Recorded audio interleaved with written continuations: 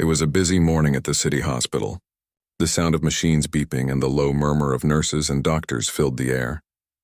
Among the many people moving through the hallways, Dr. Isaiah stood out, not because of his height or appearance, but because of the calm way he moved. Every step seemed deliberate, every action precise. He had seen countless emergencies in his years, and he never let panic or fear show on his face. For him, saving a life was never about who the patient was. It was about the life itself. Isaiah had been working in this hospital for over a decade. People often said he had a gift, but he never called it that. He called it responsibility. Every time he put on his white coat and walked into the emergency room, he knew that someone's life might depend on him. And he treated every life with the same care. Young or old, rich or poor, familiar or stranger, it did not matter to him. To him, every heartbeat was important. That morning, as Isaiah reviewed patient charts, a nurse ran in, her face pale and anxious. "Doctor, we have a patient coming in." She collapsed outside her apartment. "It looks serious." "Ambulance is 5 minutes away." Isaiah looked up calmly. "Prepare the trauma bay. I'll meet her there."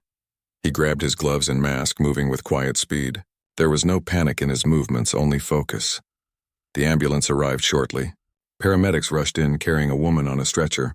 She was unconscious, pale, and struggling to breathe. The paramedics gave Isaiah the details quickly. She had no known allergies, no medical history that could explain this sudden collapse. Everything had happened so fast. Isaiah glanced at her briefly.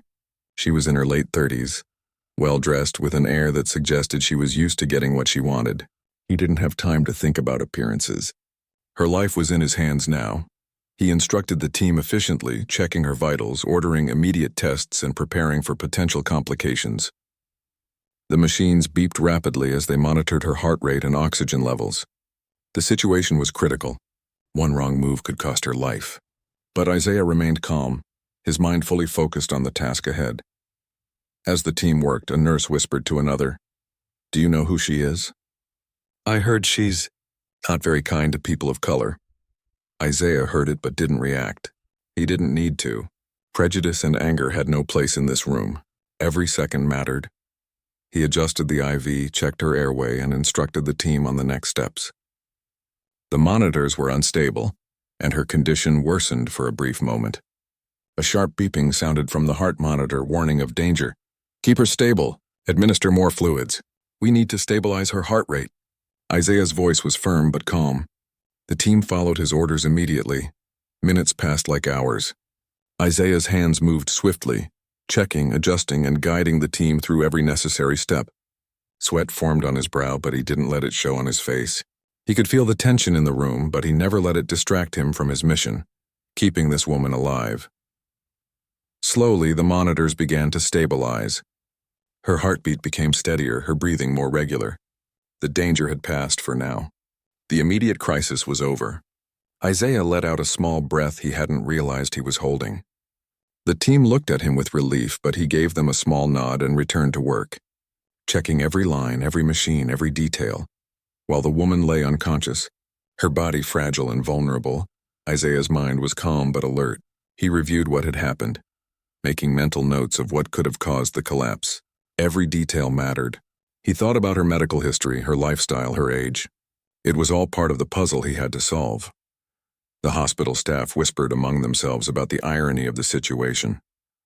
Here was a woman who had been openly rude and prejudiced to some of the staff, now lying helplessly in the care of a doctor she probably looked down upon. But Isaiah didn't care about irony. He cared about life. Hours passed. The emergency had turned into a delicate balance. Isaiah stayed with her, monitoring, adjusting, making sure she was stable. He explained to the nurses what to watch for, how to respond if something went wrong. Every instruction was clear, precise, and rooted in experience. Finally, after what felt like an eternity, Isaiah stepped back for a moment.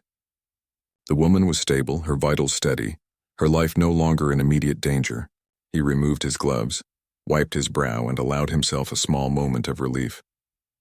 Despite the success, Isaiah didn't celebrate. There was no time for that. Saving a life was not a victory to boast about. It was a duty, a responsibility that came with no recognition or reward. He moved on to the next patient, the next challenge, the next life that might depend on him. Outside the room, the staff began to speak in hushed tones. "Can you believe it? She's awake now, and he's the one who saved her." Isaiah walked past them quietly, not looking for acknowledgement. He didn't need it. The woman was alive. That was enough. Meanwhile, in her room, the woman stirred. Slowly, she opened her eyes. At first, everything was blurry. She could hear voices, feel the machines around her, but she didn't fully understand what had happened. Then reality hit. She was alive. Alive because someone had saved her when she couldn't save herself. She tried to sit up, but the nurse gently pressed her back. "Take it easy. You've been through a lot." As her vision cleared, she saw him. Dr. Isaiah standing calmly reviewing a chart. For a moment, she froze. The realization came like a punch. A black doctor. He had saved her. She felt a rush of conflicting emotions. Shock, disbelief, and anger. She wanted to say something, anything, but no words came out. Inside, she was struggling. How could someone she had judged and looked down upon be the reason she was still alive? Isaiah noticed her stirring but didn't react to her confusion or anger. He remained professional, focused on her recovery. He spoke softly. "You're stable now. Your vitals are good. We'll keep monitoring you, but you're going to be okay." She looked at him, her anger barely contained, but she didn't respond. Words felt inadequate. She didn't know how to process what had happened. All she could feel was frustration, not at him, but at herself for underestimating him. Isaiah turned back to his notes, making adjustments for her treatment plan. He never once let her anger affect him. To him, it didn't matter what she thought of him. What mattered was that she survived and would continue to recover. Throughout the morning, she lay there unable to shake the image of him. Every action he took, every calm word, every measured decision reminded her that she had judged him unfairly. But pride and prejudice made it hard for her to admit it. As the hours passed, Isaiah moved between patients, each one needing him just as much. The hospital never slowed down, and neither did he. Yet even as he worked, there was a quiet sense of accomplishment in knowing he had saved a life that morning. Not for recognition, not for reward, but because it was the right thing to do. By evening, the woman was more alert. She could sit up in bed with assistance, drink water, and speak a few words. But her anger simmered beneath the surface, mixed with a growing realization that her life had been saved by someone she had judged unfairly. She watched him move through the hospital, calm, collected, and confident. She saw how he treated every patient with the same care and respect, no matter who they were. Something inside her shifted slightly, though she didn't yet fully understand it. For Isaiah, the day was just another day. He would continue to care for his patients, save lives, and move forward with the same calm determination. For the woman, the day would mark the beginning of a struggle with her own pride, prejudice, and the unexpected respect she felt for the man who saved her life.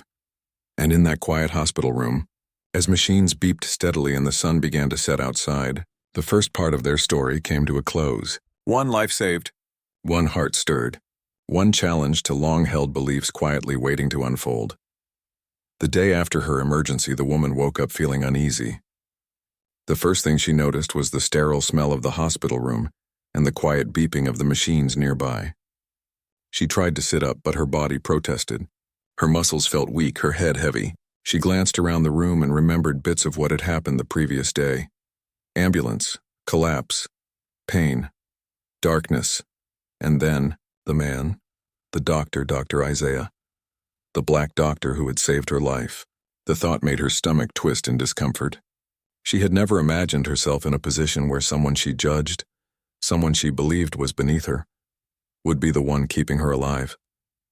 Her mind was a whirlwind of confusion and frustration. She wanted to be grateful, but she also wanted to deny what had happened to protect her pride.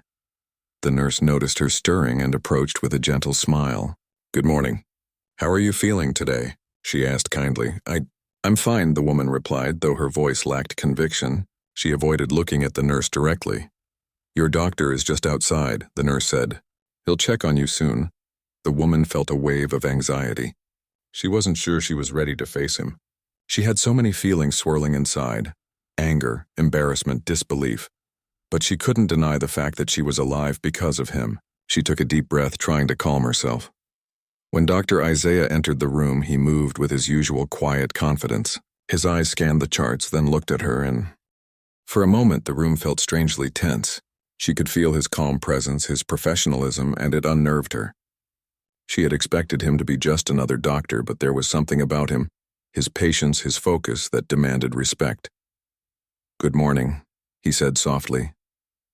"How are you feeling today?" She shifted uncomfortably in her bed, trying to find words. "Better, I guess," she murmured. She avoided his eyes. Isaiah nodded and checked her vitals. Everything was stable, which was a relief for him and the team. "Your vitals are good. Your recovery is going well. I want to keep monitoring you, but I think you're ready to start moving a little. We'll help you with exercises to regain strength." She nodded, but her mind was elsewhere. She was angry. Angry that her life had been saved by someone she didn't respect. Angry that she had no choice but to depend on him. And deep down she felt ashamed that she had ever thought of him as less than anyone else. The morning passed slowly. Nurses and aides came in and out, helping her with basic tasks. Dr. Isaiah returned occasionally to check on her progress, always calm, always focused. She noticed how he treated everyone with the same level of care and respect. There was no favoritism, no judgment, no pride, just dedication to his patients. She watched him from her bed, trying to find a reason to be annoyed, to feel superior, to regain some sense of control. But every time she did, she found herself frustrated at her own feelings. It was confusing and unsettling. Later, her phone buzzed. It was a message from a friend checking on her. She typed a brief reply and then put the phone down, staring out the window. The city outside was alive and moving, people rushing to work, children playing, cars honking. Life continued as if nothing had happened. And yet for her, everything had changed in the past 24 hours. Dr. Isaiah returned again, carrying a clipboard. "I want to talk to you about your recovery plan," he said. "We need to make sure you regain your strength and avoid any complications. I'll guide you through the exercises and the nurses will assist you as needed." She looked at him, her anger bubbling beneath the surface. She wanted to snap, to say something unkind, to assert herself, but she couldn't. He had saved her life, and every word he spoke reminded her of his competence, his skill, and his dedication. She felt a strange mix of respect and resentment. Isaiah began explaining the exercises, demonstrating how to move her legs, lift her arms, and sit upright safely. He spoke slowly, clearly, making sure she understood each step. She followed his instructions, trying not to show how impressed she was by his patience and calm demeanor. "Good. You're doing well," he said encouragingly. "Remember, recovery is a process. Take it one step at a time." She nodded, swallowing hard. She wanted to say something, but the words stuck in her throat. Her pride and anger prevented her from speaking the truth, that she was grateful even if she didn't want to admit it. The hours passed. Physical therapy, simple exercises, meals brought by the hospital staff. Each task reminded her that she was dependent on people she had underestimated. She hated feeling powerless, but she couldn't deny that she needed their help. Dr. Isaiah checked in periodically, offering guidance, answering questions, and observing her progress. Every time he entered the room, her emotions shifted, part frustration, part admiration. She began to realize that he had no ego, no need to prove anything. His only concern was her well-being. That realization made her uncomfortable in a way she had never experienced before. By late afternoon, she was tired. Her body was exhausted, but her mind was racing. She couldn't stop thinking about how her life had been saved by someone she had judged unfairly. She thought about her past behavior, the things she had said, the assumptions she had made about people who didn't look like her, and for the first time she felt a pang of guilt. When Dr. Isaiah came in for his final check of the day, she looked at him again. She wanted to say something, anything, but her pride held her back. She couldn't just thank him without feeling embarrassed. She didn't know how to process the mix of emotions inside her. "You're making progress," he said simply. "Your strength is improving and your vitals are stable. Keep following the plan and you'll be back to normal soon." She nodded, her hands gripping the blanket tightly. She wanted to argue, to complain, to claim that she didn't need anyone's help. But deep down she knew the truth. She would not have survived without him. That knowledge sat heavily on her chest. The room grew quiet as the evening approached. The hospital buzzed outside with the usual activity, but inside her room time seemed to move slowly. She lay back exhausted, reflecting on the day. Every moment she had spent under Dr. Isaiah's care had challenged her assumptions, forced her to confront her own biases, and made her question her own character. As she drifted into a light sleep, her last thoughts were conflicted. Part of her wanted to remain angry, to cling to her pride. But another part, the part she didn't fully understand yet, was beginning to see the man who had saved her life not as someone she could judge, but as someone worthy of respect. Dr. Isaiah moved quietly through the room one last time that evening. He checked her monitors, adjusted the bed, and ensured she was comfortable. He didn't linger. He didn't need recognition or thanks. For him, the job was never about admiration. It was about saving lives. And tonight, that was exactly what he had done. Outside the window, the city lights began to twinkle as the sun set. Life moved on, unaware of the quiet battles fought inside hospital rooms, unseen struggles of pride, prejudice, and humanity being challenged one small moment at a time.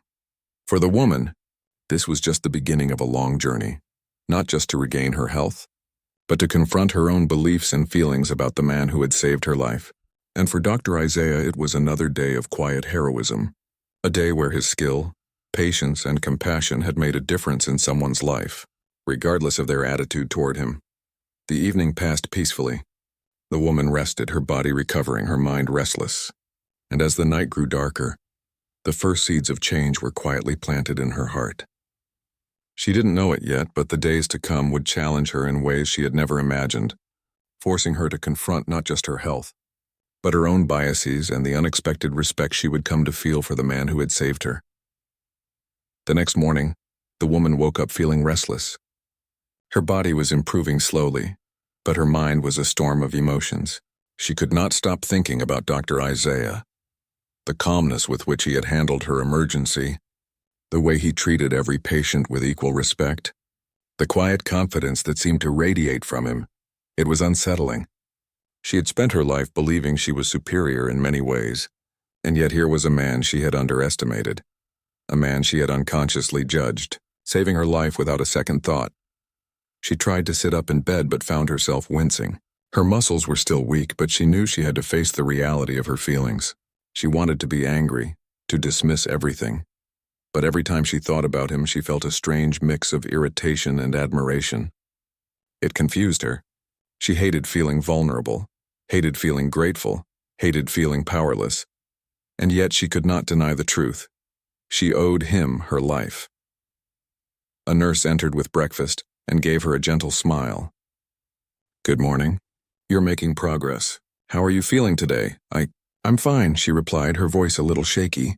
She tried not to sound as conflicted as she felt. The nurse nodded and adjusted her pillows. "Good. Dr. Isaiah will be checking on you soon. He likes to see how patients are doing in the mornings."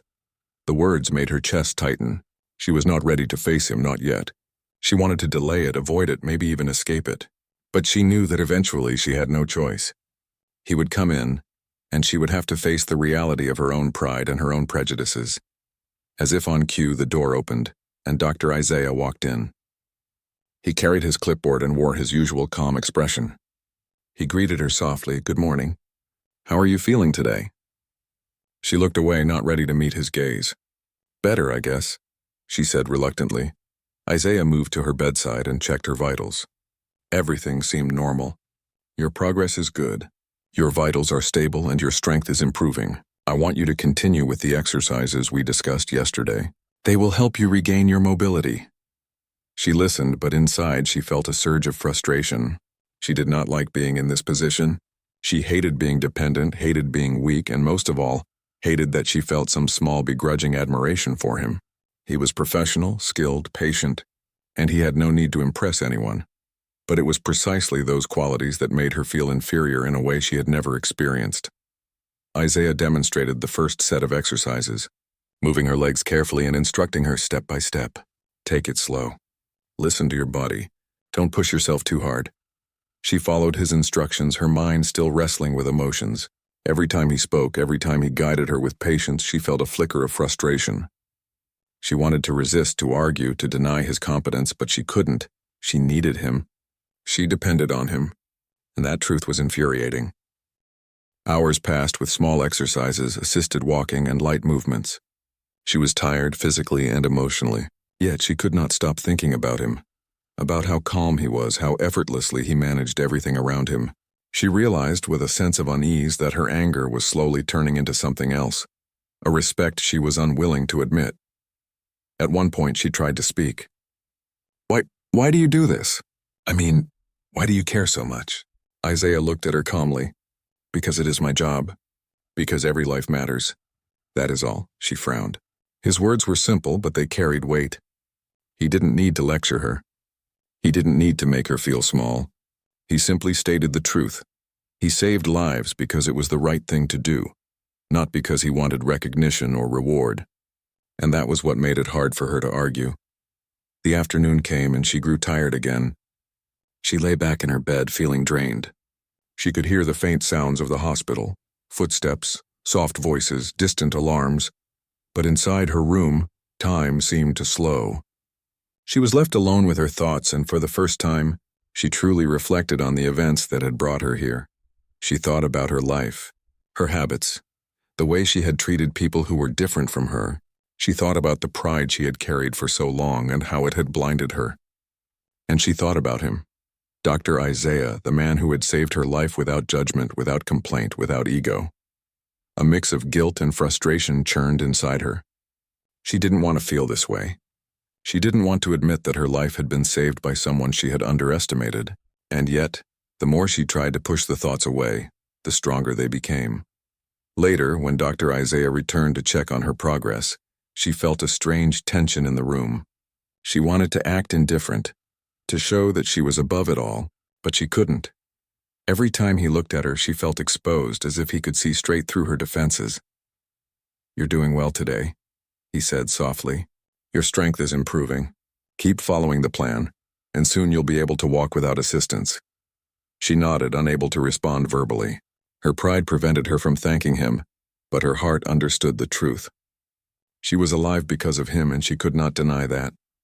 The rest of the day passed in a similar rhythm. Small exercises, meals, rest, and quiet observation. She noticed how other patients in the ward interacted with him.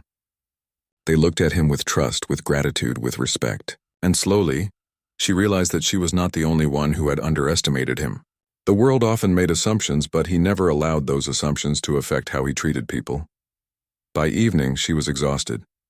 Her body was healing, but her mind was restless. She couldn't sleep because her thoughts kept returning to him.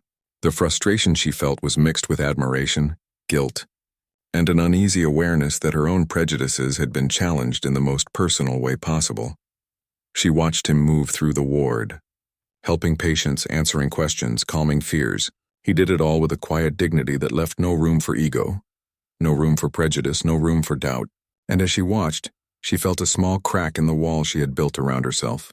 She didn't know what it meant yet, but she knew that something inside her had begun to change. That night, as the hospital quieted down, she lay in bed staring at the ceiling. She thought about her anger, her pride, and the life she had been given. She thought about Dr. Isaiah, the man who had saved her without asking for anything in return, and she felt a mix of shame and respect she couldn't quite name. She realized that her journey was far from over. Her body was healing, but her mind, her heart, and her beliefs were still in a state of flux.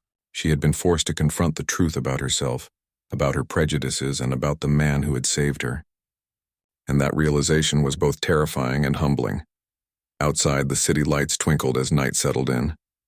Inside the hospital, life continued in quiet routines, in beeping machines, in whispered conversations. And inside her room, a silent struggle unfolded, a struggle with pride, with anger, with gratitude, and with the slowly dawning awareness that she owed her life to someone she had judged unfairly. For Dr. Isaiah, the day had been another day of quiet dedication. He had saved lives, offered comfort, and guided recovery without expectation of recognition or reward. He didn't know, or perhaps didn't notice, the storm of emotions brewing in the woman he had saved. To him, it was simply part of the job. To her, it was the beginning of a reckoning she had never anticipated. As she finally drifted into sleep, her last thoughts were filled with conflict. She wanted to resist the truth, to cling to her pride, but she could not. Deep inside, she knew that her life had been saved by someone remarkable, someone who had shown her more compassion in one day than she had experienced in years.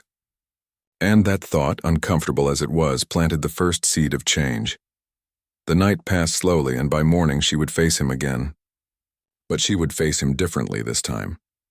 She didn't know how or why, but something inside her had shifted, and as she prepared to meet another day, she felt the stirrings of respect, grudging acknowledgement, and the uneasy understanding that some lessons in life were learned in the most unexpected ways, through vulnerability, through dependence, and through the quiet strength of someone who cared more about saving lives than proving a point. The next morning, the woman woke up feeling restless. Her body was stronger than before, but her mind was still a whirlwind of emotions. She knew she had to face Dr. Isaiah again. She had been avoiding looking him in the eyes, avoiding acknowledging him directly, but now she realized she could no longer delay it. There was a part of her that wanted to confront him, to express her frustration and disbelief. But she also knew that her pride was tangled with an unspoken truth. He had saved her life. As she lay in bed, trying to gather her thoughts, the door opened and Dr. Isaiah entered. He greeted her quietly. "Good morning. How are you feeling today?" His voice was calm, steady, and without any trace of judgment. She sat up slowly, her hands gripping the blanket. I'm fine," she replied, though the words felt hollow even to her. Her heart was pounding, partly from her lingering weakness, but mostly from the storm of emotions inside her. She wanted to be angry, to lash out, but at the same time she felt uneasy, almost guilty. Isaiah came closer and checked her vitals. "You're improving," he said simply. "Your strength is coming back. Soon you'll be able to move without assistance." She looked at him, her gaze sharp. "Do you ever get tired of saving people?" she asked, her tone more pointed than she intended. She wanted to test him, to see if he would falter under her words. She wanted to see if he would react with anger or arrogance. Isaiah didn't flinch. He smiled faintly, a calm, reassuring smile. "I do what I can. Every life matters. That is all." Her chest tightened. The simplicity of his words, the confidence and the lack of defensiveness made her feel small in a way she had never felt before. She wanted to argue, to push back, to cling to her pride, but she couldn't find the right words. Every time she tried to speak, she felt a mix of frustration and reluctant admiration. Why are you so calm?" she asked finally, unable to hide her curiosity. Even when people are rude or prejudiced, you never seem upset." Isaiah looked at her with steady eyes. "Because my work is not about their opinions. It's about saving lives. Anger, pride, and judgment do not help anyone in the hospital. They only distract from what matters." She wanted to argue, to say that some people didn't deserve such care, but the words caught in her throat. She knew she couldn't say it. She was still alive because of him, and she knew deep down that he was right. He was not saving her for recognition or approval. He was saving her because it was the right thing to do. A long silence followed. She shifted uncomfortably in the bed, her hands fidgeting with the blanket. Her pride and anger wrestled with her growing awareness of the truth. She had been wrong to judge him, and that awareness was humiliating. Isaiah noticed her discomfort but didn't push. He simply continued, "Your exercises today will help strengthen your legs and arms. Take it slow, but push yourself a little. We want you walking on your own soon." She followed his instructions, moving her legs and arms carefully. Every movement reminded her that she depended on him, and every step of dependence frustrated her. But she also couldn't ignore the fact that he was patient, gentle, and encouraging without a hint of condescension. During a break, she asked cautiously, "Do you ever get frustrated with people? With patients who don't appreciate you?" Isaiah paused, thinking. "Sometimes, but I try to focus on what I can control, how I respond, how I help. My feelings don't change the outcome. Lives are more important than pride." She felt a pang of guilt. He spoke with such clarity and honesty, without needing to belittle anyone. And yet she had assumed he would care about her judgment, her anger, or her opinions. The truth was, he didn't. He had saved her life because it was the right thing to do, not because he wanted to prove a point. The rest of the morning passed with exercises, light walking, and gradual recovery. Each time she struggled, Isaiah was there, guiding her, supporting her, and encouraging her with quiet words. She began to notice something she had never seen before, not just his skill, but his patience. The way he could remain calm in chaos, the way he treated every patient with respect and care, no matter who they were, was remarkable. and she couldn't deny that it was impressive. By afternoon, her body was tired, but her mind was restless. She realized she had been avoiding a truth she could no longer ignore. She respected him whether she wanted to admit it or not. The anger she felt earlier had started to shift into something else, a complicated mix of gratitude, unease, and reluctant admiration. When Isaiah returned later in the day, she felt a strange tension. She wanted to test him, to assert herself. But she also knew she could not hide the truth entirely. I still don't understand, she said finally. How can you be so calm, so patient even with people who have been rude or unfair? Isaiah looked at her gently. I do my job. I save lives. That is my responsibility. What people think of me does not change what I do. If I let anger or pride influence me, it would only hurt them. My focus has to be on their lives. Her hands tightened on the blanket. She wanted to argue, to challenge him, but she couldn't. His words were simple, but they carried weight.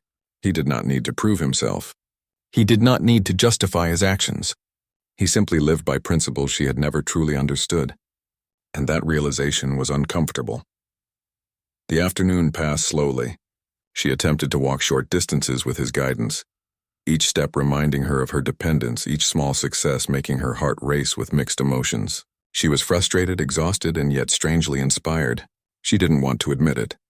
But she was learning something important, something about humility, about judgment, and about the quiet strength of someone who saves lives without seeking recognition. By evening, she lay back in bed, drained physically and emotionally. She couldn't stop thinking about the morning, about his words, his patience, and the way he had remained calm in the face of her own unspoken anger and prejudice. She realized that she had been wrong in ways she hadn't fully acknowledged. She had judged him before seeing him as a person, before seeing his dedication, his skill, his integrity, and that realization was humbling. As night approached, she watched him move quietly through the ward, checking on patients, giving guidance, and offering reassurance. He did all of this without expectation, without pride, and without judgment. And as she observed him, she felt something shift inside her, a small, uneasy awareness that her life had been saved by someone remarkable, someone she had underestimated, someone whose character she could not ignore. The night was quiet, and she lay awake, thinking about everything she had learned in just a few days. She had been forced to confront her own pride, her own assumptions, and the truth about the man who had saved her. And though it was uncomfortable, it was also powerful. She realized that life sometimes taught lessons in the most unexpected ways, not through lectures, but through actions, through integrity, through compassion shown in moments of crisis. As she drifted into a light sleep, her last thoughts were filled with conflict and reflection. She knew her journey was far from over. Her body was healing, but her mind and heart still had work to do.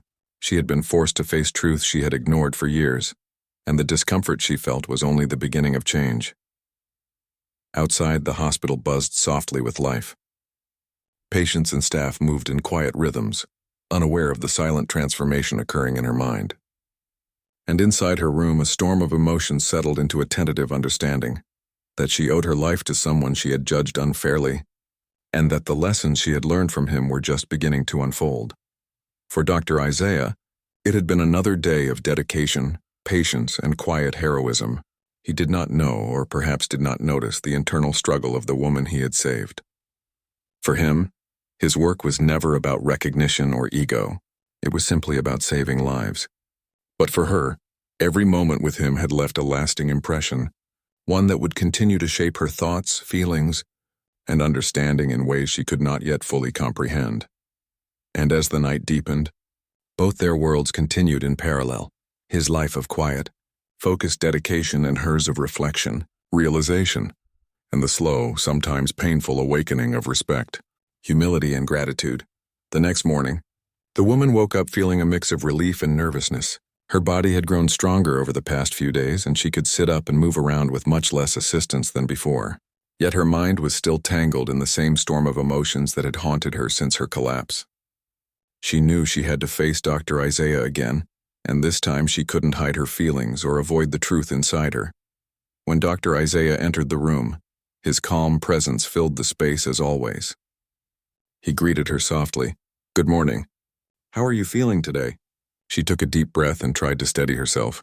I'm okay," she said, though her voice carried a hint of uncertainty. She wanted to sound strong, independent, but the truth was that she still felt weak in more ways than one. Isaiah nodded, his eyes kind but focused. Your progress is excellent. You're walking better. Your vitals are stable and your strength is returning. Today we can work on walking without much support. She looked at him, struggling to find words. Pride and stubbornness fought with a growing sense of gratitude. She had judged him unfairly, and now she was forced to acknowledge the truth. He had saved her life. And not only had he saved it, but he had treated her with respect, patience, and care at every step of her recovery.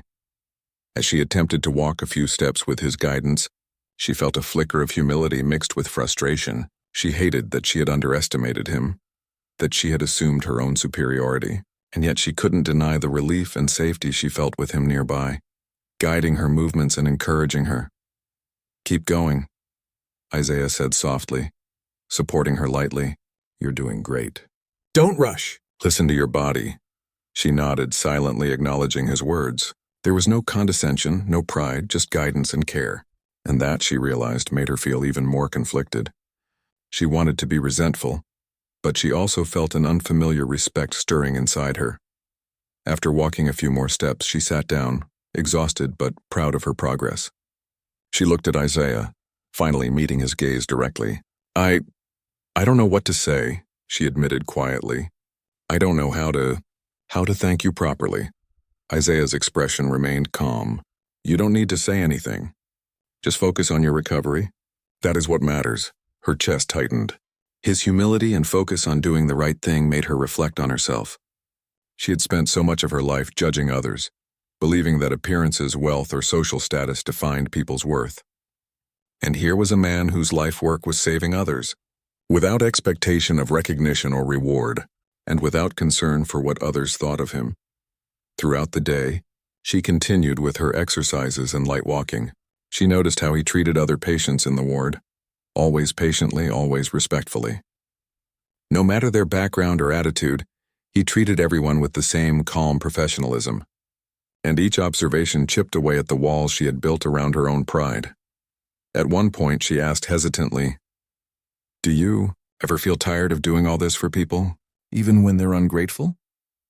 Isaiah looked at her thoughtfully. Sometimes. But I try to focus on what I can do, not on how people react. Everyone has their own struggles. My responsibility is to save lives and help where I can. That is enough for me. She felt a wave of humility. She realized that she had been wrong in assuming he would care about her anger or prejudice. He had never judged her for her thoughts, her past behavior, or her biases. His care was unwavering, professional, and humane. And she was beginning to see how much strength and integrity that required. The day passed with small exercises, gradual walking, and rest. By evening, her body was tired, but her mind was awake with reflection. She realized that her anger and pride had been holding her back from seeing the truth. She had judged him unfairly, and now she was learning a lesson in humility, gratitude, and respect. That evening, as Isaiah did his final rounds, she found herself speaking, something she had avoided until now. Dr. Isaiah, I want to apologize. He turned to her, his expression calm. You don't need to apologize. Just focus on getting better. No, she insisted, her voice firmer. I judged you. I assumed things about you that weren't true. And I want you to know that I understand now. I owe you my life. Isaiah nodded quietly, accepting her words without pride or anger. Thank you for saying that. Recovery is just as much about your mind as your body. Recognizing the truth is important. Now concentrate on getting stronger. She felt a mix of relief and humility. For the first time in days, she allowed herself to truly acknowledge what had happened. Her anger had shifted into something else. Respect, gratitude, and an awareness of the lessons she had been given, whether she liked it or not. Over the next few hours, she walked further with his guidance. Each step reminded her of her dependency, but also of the strength and skill of the man who had saved her. She began to see him not just as a doctor, but as a human being of remarkable integrity. She could feel herself changing, slowly, quietly, but undeniably. By nightfall, she was able to sit comfortably in her bed without assistance. She reflected on the journey she had undergone, from